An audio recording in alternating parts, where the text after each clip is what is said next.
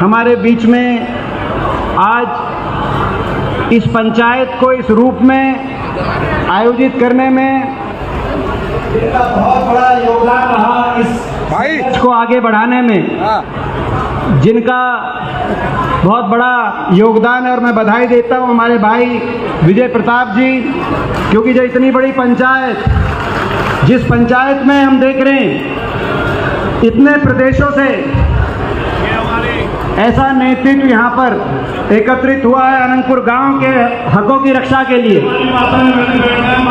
इतनी बड़ी पंचायत को संभाले रखना, संचालित करना, इस संघर्ष को आगे लेके जाने के लिए सभी की जिम्मेदारी होती है, पूरे गांव की जिम्मेदारी होती है। लेकिन आपने जिस भलीभांति सबके साथ मिलकर इस जिम्मेदारी को निभाया है, मैं विशेष रूप से आपको बहुत बहुत बधाई देता हूं। और मुझे विश्वास है जिस काबिलियत से आपने संघर्ष को आगे बढ़ाया, ये संघर्ष निष्कर्ष तक पहुंचेगा, रंग लेके आएगा। और आप सबको जो आज यहाँ सरदारी बैठी है,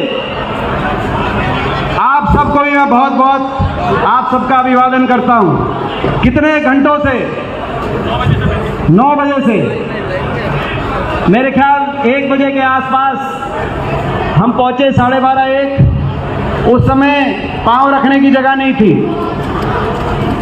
इतने घंटों से यहाँ पर आप बैठे, ऐसी महापंचायत नहीं तो महापंचायत में इतनी देर, युद्धवीर सिंह जी पुरानी बात कर रहे थे, लेकिन ये एनसीआर का इलाका, आज के दिन नौजवान इतनी महापंचायत में इतनी देर डटे हुए हैं, बैठे हैं। और मैं तो कहूँगा ये महापंचायत नहीं, इस महापंचायत ने इस सरकार के इस फैसले के विरुद्ध 1 दिवसीय धरना, और 1 दिवसीय धरना छोड़ो, 1 दिवसीय भूख हड़ताल का रूप ले लिया। यहाँ पे आप इतनी देर से बैठे हैं, तो मैं आपको बधाई देता हूँ। और ये जो पसीना आपने बहाया है, मुझे विश्वास है ये पसीना व्यर्थ नहीं जाएगा, आपका ये पसीना रंग लेके आएगा, आपके लिए न्याय लेके आएगा। ये सबने अपनी बात कही, और मैं भी कोई आपके बीच में कोई भाषण देने के लिए नहीं आया हूँ। मैं आपकी बात सुनने के लिए और आपको समर्थन देने के लिए आया हूँ।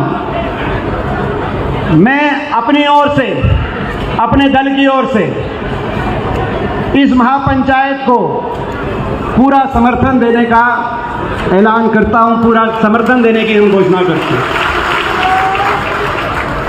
और जो भी इस पंचायत के निर्णय होंगे, अध्यक्ष जी बैठे हैं, जो पंचायत का निष्कर्ष निकलेगा, जो निर्णय होंगे, जिस रूप से इस संघर्ष को आगे बढ़ाने का आप फैसला लेंगे, हर फैसले में कंधे से कंधा मिलाकर हम साथ देंगे। ये बात आज मैं कहने के लिए आपके बीच में आया।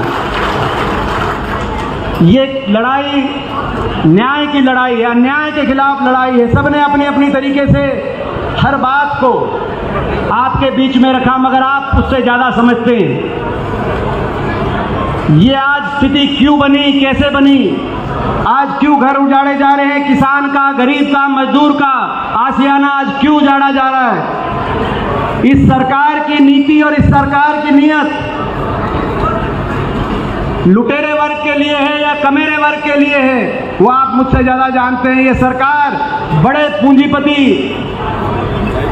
बड़े धनवान उद्योगपति घरानों के इशारे से अपनी नीतियां बना रही है, या इस सरकार की किताब में किसान, मजदूर, गरीब का स्थान है कि नहीं है, मुझसे ज्यादा आप जानते हैं। जिस सरकार में देश की संपत्ति बेचने की एक नीति बन गई, एक रीति बन गई, एक नियत बन गई, जिस सरकार में एयरपोर्ट से लेकर बंदरगाह, पब्लिक सेक्टर इंटरप्राइज से लेकर कोई ऐसा सरकारी संपत्ति का सूत्र नहीं बचा जो बड़े उद्योगपति घरानों के हाथ में देने की नीति ना बनी।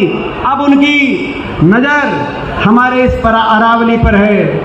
उन बड़े उद्योगपति, उन बड़े पूंजीपतियों की नजर सब जानते हैं इस अरावली पर है, वो इनको भी बेचना चाहते हैं। प्रश्न ये नहीं है कि सरकार ने सुप्रीम कोर्ट में अच्छे से पैरवी नहीं करी,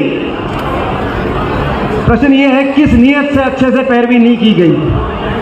नियत पे भी प्रश्न, सवाल उठते हैं। और इसीलिए ये लड़ाई सबको मिलकर लड़नी पड़ेगी, और सब में सब शामिल हैं। कुछ लोगों ने कहा, कुछ लोगों ने इसको एक जाति विशेष की लड़ाई के रूप में प्रस्तुत करने का, इस लड़ाई प्रस्तुत करके इस लड़ाई को कमज़ोर करने का प्रयास किया।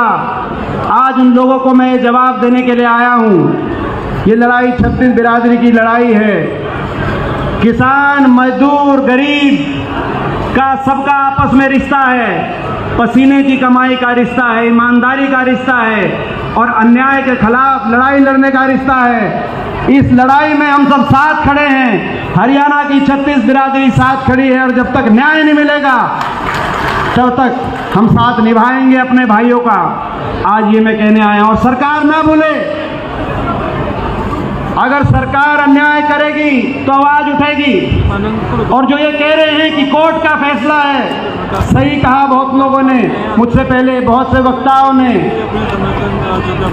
रास्ते निकालना भी सरकार का काम है। मुझे याद है भूमि अधिग्रहण का वो कानून, आपको याद होगा, अभी अतुल प्रधान भाई ने मुझे याद दिलाया, जब बैठे थे 1894 का 125 साल पुराना कानून भूमि अधिग्रहण का, जो कहते थे कभी बदला नहीं जा सकता। यहाँ पे पहुंचे हैं। लेकिन जब यूपीए की सरकार थी, राहुल गांधी जी के नेतृत्व में, हम लोग ने भट्टा परसोल में आंदोलन किया और देश की संसद ने 125 साल पुराने अंग्रेजी हुकूमत के उस कानून को बदल के और किसान के हक में भूमि अधिग्रहण के कानून को बनवाने का काम किया। आपको याद होगा जब 3 कृषि कानून लेके आई ये सरकार, बड़े उद्योगपति घरानों के हाथ में देश की कृषि व्यवस्था को सौंपने की तैयारी हो रही थी और ये कहा जा रहा था कि ये कानून को वापस लेने का कोई तरीका नहीं है।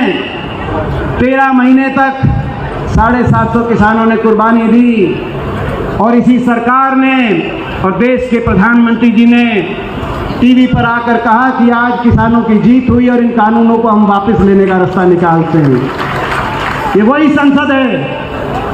मैंने बहुत बार देखा इस संसद में, आपके आशीर्वाद से पिछले 21 साल से इस संसद में बहुत से कानूनों को बनते बिगड़ते मैंने देखा है। सरकार चाहे तो क्या नहीं हो सकता। ये लड़ाई लड़ी जाएगी, न्यायपालिका में भी लड़ी जाएगी। ये लड़ाई संसद और विधानसभा में भी लड़ी जाएगी और ये लड़ाई राजनीतिक रूप से सरकार से बात करके भी लड़ाई लड़ी जाएगी। जब तक समाधान नहीं निकलेगा, जो फैसला आप लेंगे। मगर मैं एक बात, विपक्ष की जिम्मेदारी लगानी, आवाज उठाने की, तो समय सीमा हमें भी दी जाए। समय सीमा के अनुरूप इस लड़ाई के आगे कदम बढ़ाए जाएं। और हरियाणा सरकार से मैं कहना चाहता हूं, बाबा साहब भीमराव अंबेडकर जी ने देश में संविधान दिया, लोकतंत्र दिया और संविधान में सत्ता पक्ष का जितना महत्व है उतना महत्व विपक्ष का भी है। और हरियाणा वो प्रदेश है जहां टक्कर का विपक्ष है, बराबर का विपक्ष है। पिछले वर्ष लोकसभा चुनाव जब हुए तो कांग्रेस पार्टी की भाजपा से 3% वोट हमें ज़्यादा मिला। 5 लोकसभा सांसद, जिनमें से 2 सांसद आज हम आपके बीच में, 5 सांसद कांग्रेस के हैं और 5 भाजपा के हैं। और जब विधानसभा चुनाव हुआ, ये ठीक है कि साम दाम दंड भेद करके यंत्र मंत्र तंत्र का सहारा लेकर आपने सरकार बना दी, लेकिन मात्र 22,000 वोट का फर्क रहा। हमारी बहन इकरा, हमारे भाई अतुल आए हुए, मात्र 22,000 वोट का फर्क हरियाणा में रहा। आधा प्रतिशत से कम का मत अंतर रहा। बराबर की टक्कर की वोट हमें मिली। 37 विधायक हमारे हरियाणा विधानसभा में हैं। मैं ये विश्वास दिलाने आपको आया हूँ, अगर सरकार आपके साथ अन्याय करेगी तो 37 के 37 विधायक चौधरी भूपेंद्र सिंह हुड्डा जी के नेतृत्व में और 5 के 5 हम सांसद दिल्ली में, दिल्ली से लेकर चंडीगढ़ तक आपकी अनंतपुर की आवाज उठाने का हम कार्य करेंगे। वहां पर आपकी लड़ाई लड़ेंगे। जब तक न्याय नहीं मिलेगा तब तक लड़ाई लड़ेंगे। इन्हीं शब्दों के साथ मैं एक बार फिर पंचायत को अपना समर्थन दोबारा से देता हुआ, और जो पंचायत के जो निर्णय होंगे उनके लिए आतुर, निर्णय जो भी लोगे उन निर्णयों में कदम से कदम मिलाकर हम आपके साथ खड़े हैं। जितना आप सोचते हैं उससे ज़्यादा हम साथ देंगे। यही कह के अपनी वाणी को यही मैं बहुत बहुत धन्यवाद। और इसमें हमारे आप बोले तो आप सबका बहुत बहुत धन्यवाद। राम राम जी। खबरों की विस्तार से जानकारी के लिए सब्सक्राइब करें हमारा चैनल और क्लिक करें बेल आइकन पर ताकि कोई भी खबर आपसे अछूती ना रह सके।